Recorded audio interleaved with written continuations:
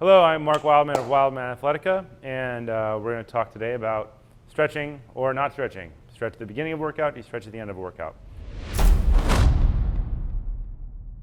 Pretty simple. The answer to that is you stretch at the end of the workout. Stretching before you're warmed up kind of doesn't do anything. It doesn't really lower rates of injury at all. If anything, it might uptick injury because you're essentially taking a cold rubber band and pulling it out as long and just holding it there and just waiting and just seeing if you can permanently deform its structure, which we don't want to do.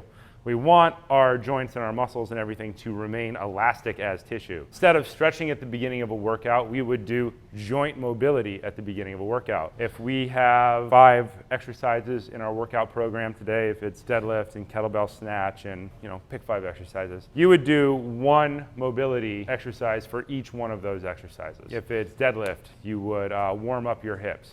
And that doesn't mean like hold a position or do rowing. That means specifically if you're doing deadlift, then you might focus on rotating the hip joint for time, for 30 seconds on each side or back and forth in increasingly complex patterns of movement to actually warm up the muscles that you're going to use and more importantly, warm up the range of motion and the joints that you're going to use. If you lose mobility, then essentially you get older over time. So at the beginning of every session, you should do a mobility workout focusing on the exercises that you're going to do that day.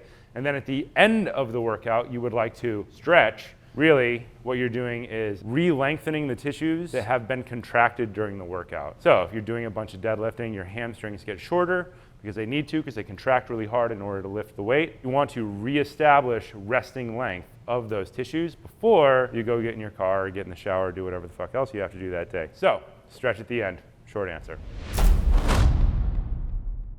If you thought this was interesting and you want to learn more about mobility drills, click on the next video in the series.